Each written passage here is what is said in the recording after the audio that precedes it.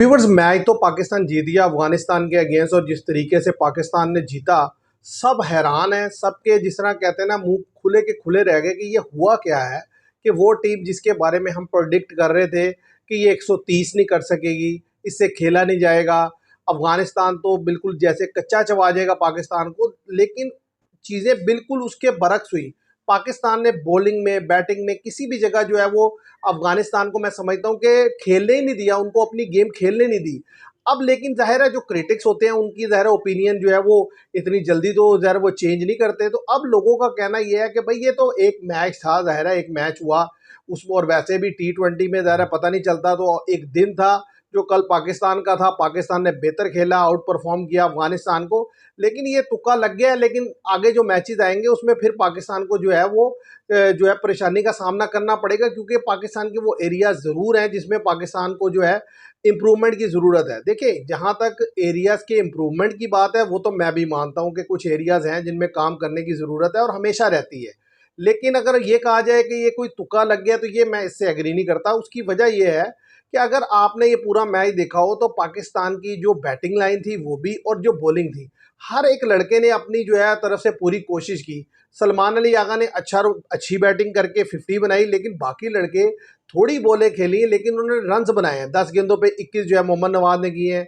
इसी तरह 10 गेंदों पे 21 साहिबजादा फरहान ने किए। इसी तरह 17 गेंदों पे 20 फ़खर जमान ने। तो हर लड़के ने थोड़ी बॉलें खेली, ज़्यादा रन्स बनाए। तो मैं समझता हूँ कंट्रीब्यूशन छोटी छोटी सबकी तरफ से रही, मेजर कंट्रीब्यूशन सलमान अली आगा की तरफ से आई। और फिर इसी तरीके से बॉलिंग में लड़कों ने परफॉर्म करके दिया। तो एक टीम परफॉर्मेंस थी जिसकी वजह से अफगानिस्तान को डिफीट दी है। और एक चीज़ जो पिछले 1-1.5 साल से टीम का हिस्सा है, उससे तो मेरा ख्याल है कोई चीज़, कोई भी शख्स इनकार नहीं कर सकता। वो ये है कि पिछले 1-1.5 साल से पाकिस्तान ने जो क्रिकेट खेली है वो फेयरलेस क्रिकेट खेली है। हम बड़े लंबे अरसे से जो क्रिकेट खेल रहे थे वो बड़ी डिफेंसिव थी। हमारे 1-2 प्लेयर आउट हो जाते थे तो हम बिल्कुल डिफेंसिव हो जाते थे। 14-15 ओवर तो हम बिल्कुल बैट नहीं उठाते थे। और फिर जाकर जब हिटिंग करते थे तो फिर वो हमारे से उतना रन ही बनता था जितना दूसरी टीम्स आराम से ईजिली चेस कर लेती थी।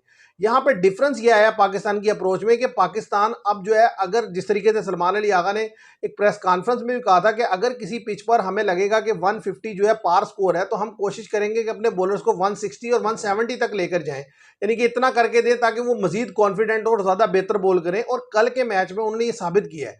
तो अब व्यूवर्स देखना यह है कि देखें, अभी आगे अफगानिस्तान से पाकिस्तान ने 2 तारीख को फिर खेलना है। तो मैं तो ये समझता हूं कि पाकिस्तान फिर बेहतर खेलता हुआ नजर आएगा। लेकिन मैं देखना चाहूंगा कि अगर अफगानिस्तान पहले बैटिंग करता है तो फिर हमारे लड़के क्या चेज में कितना बेहतर खेलते हैं। अगर तो हमने चेज में भी अफगानिस्तान को डिफीट दे दी तो फिर इसका मतलब है कि हमने खतरे की घंटी बजा दी जो एशिया कप में टीम्स आ रही हैं। और जाहिर है सबसे बड़ा क्वेश्चन यही है कि क्या पाकिस्तान इंडिया के अगेंस्ट टफ टाइम दे सकेगा, क्या इंडिया को बीट कर सकता है पाकिस्तान। मैं ये समझता हूं कि अगर इस अप्रोच के साथ पाकिस्तान इंडिया के अगेंस्ट गया तो बिल्कुल बीट कर सकता है। लेकिन कुछ ना कुछ एरियाज हैं जिन पर काम करने की जरूरत है। और वो एरियाज हैं जो हमारे जिस तरीके से टॉप ऑर्डर के लड़कों ने खेला कल के मैच में, कि आप देखें कि एक सिचुएशन ऐसी थी, आपने 6 ओवर में 53 रन बना लिए जब आपकी एक विकेट गिरी थी। लेकिन उसके बाद जिस तरीके से साइम अयूब ने लूज शॉट खेली, फ़खर जमान ने लूज शॉट खेली, तो क्वालिटी साइड के अगेंस्ट अगर आप इस तरीके की लूज शॉट खेलेंगे और बार बार उन्हें मौका देंगे मैच में वापस आने का, तो वो आपको जो है अलाउ नहीं करेंगी। देखिए, अफगानिस्तान जितनी भी बेहतर क्रिकेट खेल ले, लेकिन एक बात तो सब मानेंगे कि ज़ाहिर है वो अभी उतनी एक्सपीरियंस टीम नहीं है। जहां उनके ऊपर प्रेशर डाला जाता है वो अंडर प्रेशर आ जाते हैं। लेकिन अगर आप उसको कंपेयर इंडिया से तो नहीं कर सकते। इंडिया वर्ल्ड क्लास टीम है। इंडिया अब उस लेवल की टीम है कि अगर उसको अपॉर्चुनिटी आप क्रिएट करके देंगे तो वो फौरी तौर पर उस अपॉर्चुनिटी को ग्रैब करेंगे और आपके लिए प्रॉब्लम्स क्रिएट कर देंगे। तो वहां पर अगर आपने मैच जीतना है तो आपके जो लड़के क्रीज पर मौजूद होंगे उन्होंने रिस्क भी लेना है, लेकिन कैलकुलेटेड रिस्क लेना है। यानी कि जान के अपनी विकेट थ्रो नहीं करनी और इनिंग्स को लंबा करना है। अब देखिए, फ़खर जमान 20 रन बनाते हैं। अब 20 रन बनाने के लिए तो फ़खर जमान नहीं खेलते। फ़खर जमान खेलते हैं कि वो मैच में 60-70 रन की इनिंग्स खेलें ताकि सामने वाली टीम को बिल्कुल साइड लाइन करके रख दें। तो अगर तो पाकिस्तान इस अप्रोच के साथ डेफिनेटली जाएगा जैसे कि लग रहा है, लेकिन साथ ही साथ थोड़ा सेंसिबल भी खेलेगा, तो मैं समझता हूँ इंडिया के लिए भी इतना ईजी नहीं होगा। इसलिए कि इंडिया के अगेंस्ट पाकिस्तान ने पिछले इतने अरसे में इस तरीके की फेयरलेस क्रिकेट कभी खेली नहीं। हम जब भी इंडिया के अगेंस्ट जाते हैं हद से ज़्यादा डिफेंसिव होते हैं।